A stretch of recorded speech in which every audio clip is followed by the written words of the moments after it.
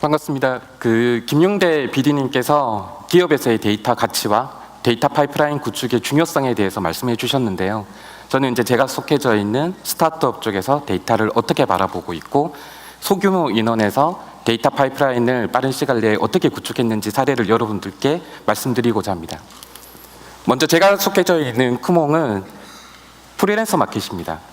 다양한 카테고리에 15만 명의 전문가가 속해져 있고 요즘에 긱 이코노미 시대라고 보통 표현들을 많이 하잖아요. 이런 종류의 서비스들이 많은데 저희가 압도적인 1위, 4로 자리매김을 하고 있습니다. 마케팅 파트 쪽에서 압도적인 1위, 이거를 꼭 강조해달래요. 네. 압도적인 1위를 기록하는 저희의 성장 그래프입니다. 누적 거래량이 이제 계속 상승을 하고 있고 누적 거래액이 500억을 넘어서 700억을 향해 가고 있습니다. 월 평균 거래액은 40억대에 이릅니다. 이렇게 서비스 성장 속도에 맞춰서 조직의 성장 속도도 빠르게 급증하고 있습니다. 제가 재작년에 합류를 했었을 때 조직의 규모가 한 25명 정도 됐었습니다. 근데 어느덧 지금 99명이라고 적혀져 있는데 엊그제 한 명이 합류해서 100명을 채웠습니다. 제가 작년 한 해 동안 인터뷰를 본 분들을 생각을 한번 집계를 내보니까 무려 200분 정도를 인터뷰를 받더라고요. 예. 그때부터 저희 탈모는 시작되었습니다. 그 과정에서 저희가 데이터 팀을 만들게 되었는데요. 예, 처음에는 이제 데이터 엔지니어 한 분을 모시고 데이터 팀을 만들고 저와 같이 프로젝트를 수행을 하다가 지금은 이제 3명 팀 규모로 이제 성장을 하게 되었습니다. 그 3명 팀 구조로 데이터 인프라 환경을 만들고 그것들을 관리를 하고 데이터를 분석해서 조직 내에 공급을 하고 머신러닝, 딥러닝 기술을 이용해서 추천 서비스를 개발합니다. 제가 이런 얘기를 하면 그 3명으로 어떻게 그것들이 다 가능해? 라고 요즘에 질문들을 많이 받습니다. 그래서 그것들을 구현했던 과정들을 또 여러분들께 앞으로 이제 설명을 해드리려고 합니다. 먼저 스타트업 쪽에서 데이터 쪽을 어떻게 바라보고 어떻게 활용하고 있는지에 대해서는 아마 여러분들도 너무나 잘 아실 겁니다. 지금 이 자료를 준비를 하면서 한번 집계를 내보니까 작년 1월달 대비 지금 현재 저희 데이터 보유량이 한 20배 정도 뛰었더라고요. 저도 깜짝 놀라 이렇게 많이 보였을 줄은 몰랐습니다. 뭐 동영상 데이터가 갑자기 추가되었다는 그런 이슈가 아니라 순수 데이터들입니다. 이렇게 데이터를 많이 모으게 된 계기는 스타트업에서 가장 중요한 키워드가 뭐라고 생각하십니까? 저는 스타트업 와서 제일 많이 들었던 얘기는 성장이라는 키워드였었거든요. 한참 잘 성장이 될 때는 다 같이 기뻐하면서 그 원인에 대해서 서로 막 이렇게 얘기를 하다가 그 성장세가 잠시 꺾인다든지 성장이 지체가 된다든지 그렇게 됐을 때는 경영 전략 파트 쪽에서는 각종 경영 전략 지표들을 뜯어보면서 우리의 경영 전략이 뭐가 잘못됐는지 어떤 부분 쪽에서 누수가 있었는지 원인들을 파악을 해내고 개발 파트 쪽에서는 각 서비스 퍼널 지표들을 분석을 하면서 어디서 이탈이 많이 됐는지 어디서 전환이 많이 일어났는지 그 지표들을 분석을 합니다. 마케팅 파트 쪽에서도 각종 마케팅 채널 지표들을 분석을 하면서 우리가 사용자들을 제대로 데리고 있는지 마케팅 효율성에 대해서 고민을 합니다. 이렇게 다양한 관점에서 스타트업은 다양한 관점에서의 데이터 분석이 필요합니다. 그렇게 분석하려고 하면 데이터 공급이 적절하게 잘 이루어져야 되겠죠. 아래는 저희 크몽이라는 조직 안에서 분포하고 있는 각종 직군들을 표현을 한 겁니다. 이 다양한 직군들에게 끊임없이 좋은 데이터를 즉시적으로 잘 공급해줘야 되는 역할이 저희에게는 주어졌었습니다. 이렇게 데이터 수요자는 조직 내부뿐만 아니라 서비스에도 있습니다. 요즘에 추천 서비스, 레코멘데이션 그렇게 많이 구현들을 하고 계시잖아요. 저희도 작년부터 추천 서비스를 이제 시작을 하게 되었었는데요. 근데 저희 아까 데이터 팀 구조 말씀드렸잖아요. 한두 명으로는 사실 커져나가는 조직의 데이터 요구량을 처리하기도 바쁩니다.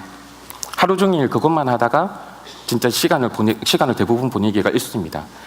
근데 주변의 스타트업들의 데이터 엔지니어 분들하고 말씀을 나눠보면 물론 이제 데이터 팀 구조를 좀 크게 갖춘 조직들은 조금 약간 상황이 다른 것 같지만 한두 명 아니면 두세 명 소규모의 데이터 팀을 갖춘 스타트업 분들의 얘기를 들어보면 저하고 비슷한 고민을 할 수 있는 것을 많이 들었었습니다. 그래서 저희가 진행을 하려고 했었던 게 데이터 파이프라인 구축입니다. 그렇게 데이터 공급 라인들을 자동화시킴으로 인해서 데이터 팀의 여유 자원들을 확보를 하고 그리고 그 여유 자원을 확보를 해서 빅데이터 처리라든지 레코멘데이션이라든지 예, 그런 쪽에 빅데이터 처리 쪽에 역량을 조금 더 집중하자. 그리고 더불어서 좋은 개발 환경을 맞춰서 저희 데이터 엔지니어 분들에게 좋은 개발 환경을 맞춰서 만족도를 높이고 더불어 좋은 데이터 엔지니어를 이렇게 데리고 올 수 있는 매력적인 환경을 한번 갖춰보자. 예. 관리자인 입장에서는 저런 부분도 무시할 수 없었었고요. 이 발표를 끝까지 들으시고 저 정도면 내가 조인할 수 있겠다 싶으신 분들은 저희는 항상 열려 있습니다. 예, 꼭 지원해 주시기 바랍니다. 지금부터 이런 과정을 거쳐서 구축하게 된 데이터 파이프라인 구축 과정을 설명을 드릴 텐데요. 먼저 고객들이 저희 서비스를 이용하면서 보내오는 각종 정보들, 그리고 또 저희 서비스를 운영에 있어서 각종 필요한 데이터를 한 곳에 모으고 대용량 데이터 처리 엔진에 그것을 태워서 가공을 하고, 그다음에 가공된 데이터를 데이터 웨어하우스 BI 쪽으로 태워서 다시 조직 내부 쪽으로 즉시적으로 공급을 하고, 이런 것들을 자동화시키자. 예. 이런 컨셉으로 이제 이런 그림들을, 데이터 파이프라인 그림들을 설계를 하게 되었었고요. 먼저 첫 단계는 데이터 저장소를, 데이터 레이크를 이제 구축하는 단계였습니다. 데이터 레이크를 구축하기 전에 저희가 모아야 되는 데이터는 어떤 것일까에 대한 탐색이 필요했었어요. 그래서 한번 분류를 한번 해보니까 유형별로는 로그 데이터, 운영 상품 데이터, 통계 데이터, 이런 데이터들이 저희에게 필요한 데이터였었고요. 모아야 되는 데이터였었습니다. 그리고 주기별로는 실시간적으로 모으고 실시간적으로 공급해야 되는 데이터들이 있었었고, 또는 일별, 시간별, 주별, 월별 이런 식으로 주기별로 모아야 되고 소비가 되어야 되는 데이터들도 있었습니다. 데이터를 정리를 하니까 데이터 레이크에 대해서 뚜렷한 그림을 더 세울 수 있었습니다. 기존에 저희 서비스가 초창기에 이렇게 빌딩이 되면서 데이터가 또 여러 명의 개발자들이 붙여서 데이터가 여러 곳에 이렇게 산재가 되는 그런 부분들이 있었습니다. 구멍에서도. 그런 과정이 있다 보니까 데이터를 찾는 것도 힘이 들고 처리하는 과정도 힘이 들었습니다. 그리고 아까 보여드렸다시피 1년 사이에 저희 데이터 보유량이 20배가 증가를 했잖아요. 그래서 이렇게 20배가 증가하는 동안 앞으로는 저희는 더 늘 것 같습니다. 아마 내년이나 내후년쯤은 지금의 서비스 성장 속도로 볼 때는 아마 30배, 40배 그 이상으로 증가할 것으로 저희는 예상을 하고 있는데, 이렇게 저장 처리 공간이 유연하고 확장성이 있어야 된다. 그리고 이렇게 모아진 데이터들이 크다고 무조건 좋은 게 아니라 질이 중요한 거잖아요. 적절하게 처리가 된 데이터들은 일정 시간이 지난 뒤에 조금 더 깊은 곳으로 옮기고, 그다음에 특정 시간이 지난 뒤에는 이제 버려지게 만드는 데이터 생애 주기를 관리가 가능한 그런 쪽으로 데이터 레이크를 구성을 해야 되겠다. 뭐 이런 유저들이 있었습니다. 그래서 저희가 구현한 데이터 레이크의 이제 모습들이고요. 아까 S3에 관련된 장점들이나 아니면은 여러 가지 이렇게 특징들은 앞서 김용대 대표님께서 잘 설명을 해주셨기 때문에 저는 생략을 하도록 하겠습니다. 근데 실시간적으로 이제 저희의 이제 그 플러스적인 고민은 실시간적으로 데이터를 처리해야 되는 그런 부분 쪽에 좀 많이 있었거든요. 아까 발표 쪽에서도 있었지만 여러 가지 이렇게 구형 모델들을 저희도 많이 분석을 했었어요. 근데 저희가 빠르게 답을 찾았었던 것들은 실시간적으로 대응을 해야 되는 데이터들은 주로 운영 데이터베이스에 들어가 있는 데이터들이더라고요.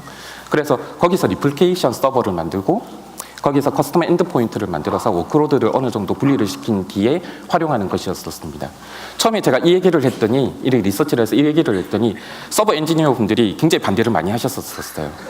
왜냐하면 이렇게 대용량 데이터가 처리하는 과정 쪽에서 서버 운영 환경에 영향을 줄 수 있다. 예, 그렇게 말씀을 많이 그런 우려를 많이 표현을 하셨었거든요. 그래서 저도 AWS SA님들께도 자문을 구했었고, 예, 또 저희 MSP사의 소프트웨어 엔지니어 분들께도 자문을 구했었는데 괜찮다는 답변이 오고 나서도 저희가 안심이 안 되더라고요. 서버가 지정을 받으면 안 되니까. 그래서 저희가 테스트를 한번 해봤었습니다. 아래 주황색 그래프가 운영 데이터베이스고 파란색 그래프가 저희 레플리케이션 서버를 만들어서 커스텀 엔드포인트를 붙여서 대용량 데이터 요구를 던졌던 그림인데, 보시다시피 거의 영향을 받지 않습니다. 이런 확인 과정을 거쳐서 데이터 레이크를 구성할 수가 있었고요. 그리고 이 모아진 데이터를 처리할 수 있는 인프라 환경에 대한 구축이 필요했었습니다. 저희가 첫 번째로 만들었었던 거는 주피터 서버를 만들어서 저희가 데이터 처리, 데이터 가공, 그다음에 레코멘데이션 탐색 뭐 그런 개발들을 진행을 했었거든요. 그때는 저와 그리고 데이터 엔지니어 한 분이 있었을 때는 저것 또한 너무 쾌적한 환경이었습니다. 그렇게 크게 이슈는 발생하지 않았습니다.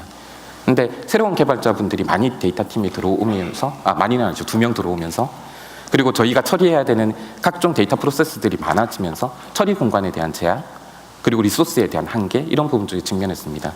그때 생각했습니다. 우리도 이제 스팍, 하둡 이런 멋진 프레임워크를 도입할 때가 되었구나. 열심히 리서치를 했습니다. 한 일주간 라이트하게 리서치를 해본 결과 하면 안 되겠구나. 네. 왜냐하면 시간이 너무 많이 걸릴 것 같았습니다.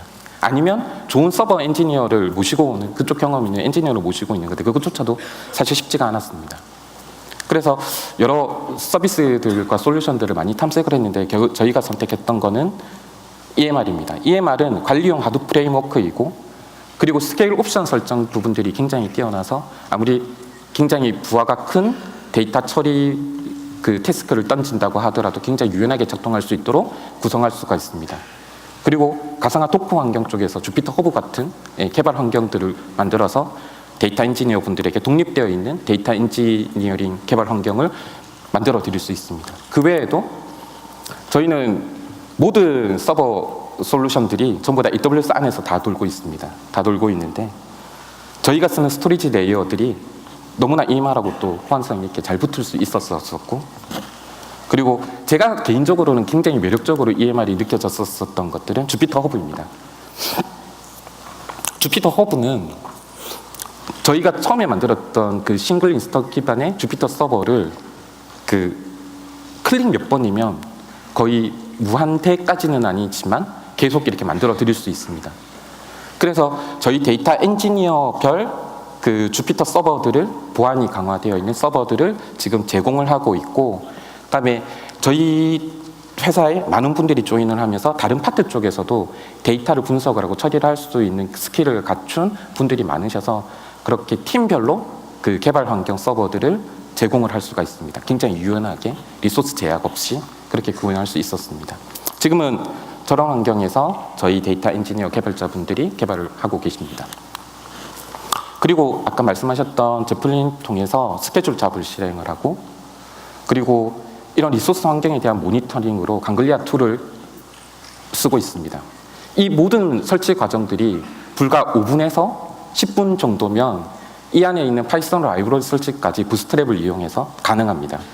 저희 같은 스타트업 쪽에서 이 정도로 매력적인 데이터 프레임워크 환경을 사실 갖추기가 좀 이렇게 발견하기가 힘들었었어요. 그래서 저희는 지금 이렇게 쓰고 있고, 근데 AWS SA 분들에게 이렇게 말씀을 드리면 글루를 쓰시면 더 좋을 텐데 이런 답변도 많이 듣고 있어서 열심히 탐색하고 있습니다. 네. 그래서 저희가 게이트레이크에 모아진 데이터를 EMR을 태워서 데이터 엔진에 태워서 중간 스테이징 데이터는 S3로 저장을 해가면서 프로세스된 데이터를 데이터 웨어하우스 쪽으로 던지고 BI 쪽으로 던져서 조직 내에 공급하는 그런 과정, 자동화하는 과정들을 이 위쪽에 그려져 있고요. 그다음에 이제 밑에 쪽 같은 경우는 거의 실시간성으로 레코멘데이션 엔진처럼 모아진 데이터, 사용자 데이터를 모아서 실시간적으로 처리를 하고 바로 운영 서버 쪽으로 반영을 시켜서 사용자들에게 개인화되는 컨텐츠를 공급하는 그림들을 갖춘 것들입니다. 이 모든 게 이제 자동화시킬 수 있었습니다. 인프라 환경을 구축하고 나니까 이제 그 다음에 이제 저희의 고민은 데이터 웨어하우스와 그다음에 BI 툴에 대한 고민이었습니다. 그래서 저희 주변 스타트업 아니면은 또 데이터 하시는 분들에게 열심히 저희 리서치를 했었었죠. 근데 다른 스타트업 쪽에서는 보통 태블루라는 BI 툴을 많이 쓰고 계시더라고요. 그래서 저희도 처음 도입해서 태블루를 썼었는데 뭔가 조금 약간 아쉬운 부분들이 조금 약간 있었습니다. 그래서 그 다음에 저희가 선택한 툴 같은 경우는 바로 AWS 킥사이트입니다. AWS 킥사이트의 가장 큰 장점은 무료입니다. 태블루는 비싸요. 예. 킥사이트를 통해서, 킥사이트 같은 경우는 아까 킥사이트의 장점에 대해서는 잘 말씀해 주셨었지만 거의 저희가 실시간적으로 사용자 액션 데이터를 이렇게 분석하는 데는 이만한 툴이 없다고 저희가 결론을 내릴 정도로 굉장히 파워풀한 분석 툴을 기능들을 제공을 했었고요. 저희는 지금 킥사이트를 통해서 디바이스별, 세션별, 그다음에 저희 서비스 내 쪽에서 갖고 있는 다양한 카테고리별, 그리고 각 퍼널별 전환 지표들을 분석을 하고 추출해내고 있습니다. 근데 저희가 퀵사이트라는 BI 툴을 조직 내에 도입을 하기 시작을 하니까 저희 개발자 아니면 뭐 UX 디자이너 이런 분들은 잘 활용을 하시는데 전략 파트 쪽이라든지 마케팅 파트 쪽이라든지 이런 분들은 퀵사이트를 조금 약간 어려워하시더라고요. 그 원인을 한번 찾아보니까 그분들은 엑셀형 데이터에 굉장히 익숙하신 분들이었습니다. 그래서 그분들에게는 그 똑같이 마이크로소프트에서 만든 파워 BI 툴을 제공을 했었고 그렇게 그 전략 지표 쪽이나 경영 지표 쪽이나 마케팅 지표 같은 경우는 파워 BI를 통해서 해당 부서에 공급을 하고 있습니다. 지금 퀵사이트, 파워 BI, 심지어 구글 시트 시트로 나가는 데이터까지 자동화시켜서 저희가 그 BI 툴로 지금 활용을 하고 있는데요. 타블로 쪽으로 쓰고 계시는 분들도 있고 여러 가지 BI 툴을 도입을 하고 관리를 한다는 거는 데이터 팀에게도 굉장히 무거운 과제이기도 하지만 근데 이 모든 과정이 다 자동화되어 있다고 하면 데이터 목적 특성에 따라서 그리고 데이터 수요자의 니즈에 따라서 이렇게 구현하는 것도 크게 부담은 없었습니다. 그리고 데이터 파이프라인을 구축하고 나서 레코멘데이션 엔진을 통해서 사용자에게 개인화되어 있는 컨텐츠를 제공할 수 있게 되었고요. 그리고 데이터 파이프라인 구축의 저는 끝은 이렇게 그 인프라 환경을 조성하고 레코멘데이션 엔진을 만들고 데이터 레이크를 구성하고 이런 것들이 끝이 아니라 이렇게 만들어진 것들을 조직 내에서 잘 사용할 수 있게끔 문화를 조성하는 게 저희 끝이라고 생각을 했었습니다. 일단 커뮤니케이션 코스트를 줄이는 것들 그것이 저희 당면 과제였어요. 아마 여기 실무자분들도 많이 동감을 하실 텐데 사실 개발에 아니면 데이터 추출에 아니면 데이터 분석에 소모되는 시간과 그리고 각 부서 데이터 수요자들과 커뮤니케이션하는 시간이 사실 만만치 않게 됩니다. 그래서 그렇게 커뮤니케이션 코스트를 줄이려고 하면 데이터 공급을 완전 자동화시키자. 그들이 요구하는 데이터를. 그리고 데이터 추출을 템포럴화시키자. 그래서 재사용 가능하고 다양한 관점에서 분석할 수 있는 컬럼과 환경을 구축하자. 그리고 분석자가 사실 그 보고자 하는 데이터에 대해서 가장 잘 아는 사람들은 데이터 분석을 하시는 분들이시거든요. 그래서 분석하시는 분들이 직접 추출할 수 있는 템플릿을 직접적으로 제공을 하자. BI 툴 말고도. 그리고 아마 스타트업에서 요즘 많이 하고 있죠. 뭐 파이썬이나 SQL이나 이런 교육들을 BI 툴 교육까지 끊임없이 조직 내에서 작년에 이제 SQL 교육부터 해서 주피터 노트북 교육까지 하고 있습니다. 근데 굉장히 많이 어려워하시죠. 그래서 저희가 이렇게 템플릿을 만들어 놓고 Shift 엔터 누르는 것부터 시작을 해가지고 그렇게 굉장히 쉽게 접근할 수 있도록 그렇게 환경을 구축해 놓고 교육을 하고 하겠습니다. 근데 이런 교육을 잘 받아들이시는 분들도 있고 어려워하시는 분도 있는데 각 파트 쪽에서 잘 받아들이시는 분들이 지금 그 파트에서 데이터를 또다시 이제 공급하는 역할을 하고 계십니다. 이렇게 저희가 데이터 파이프라인을 짧은 시간 내에 그다음에 적은 규모로 구축했던 과정들을 여러분들께 설명을 드렸었습니다. 그래서 이렇게 데이터 파이프라인을 구축하고 나서 지금 어떤 성과가 있었냐 그리고 또 저희가 배웠던 교훈은 어떤 것인가 그 짧은 한 3, 4개월간의 이제 기간의 과정이었었거든요. 그것들을 말씀을 드리면 먼저 저희가 정석은 아닙니다. 이렇게 구현했던 것들이 더 최적화되어 있는 서비스가 지금도 계속 나오고 있고 그리고 더 좋은 아키텍처를 구현했던 스타트업들도 주변에서 지금 바라보고 있습니다. 하지만 저희의 가장 큰 니즈는 빠른 속도로 데이터 파이프라인을 구축하고 이것들을 자동화시켜서 데이터 팀의 역량을 모아서 조금 더 생산적인 일에 우리의 역량을 투입을 하자 이런 니즈였었거든요. 그래서 좋은 아키텍처, 그다음에 정석적인 아키텍처도 중요하지만 스타트업에서 데이터 파이프를 구축할 때 조금 중요하게 바라보는 속도도 중요하다. 그리고 스타트업에서는 데이터 파이프라인도 굉장히 리나하게 들어가야 된다.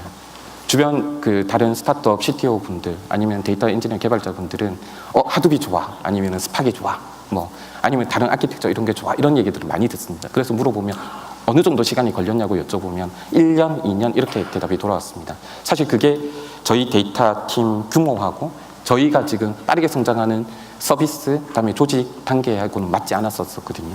그래서 이렇게 빠르게 리나하게 구축하는 과정들이 필요했고 그다음에 그런 과정을 거쳐서 아까 저희가 보여드렸던 데이터 프레임 모습을 구현할 수 있었습니다. 지금도 리나하게 데이터 파이프라인을 더 디벨롭 시키고 있습니다. 그리고 이 과정을 거치면서 제가 제일 좋았었던 것들은 예전의 커뮤니케이션들은 주로 데이터와 관련된 조직 내 커뮤니케이션 그런 것들이었습니다. 이 데이터 뽑아주세요. 언제 돼요? 잠시만 기다리세요.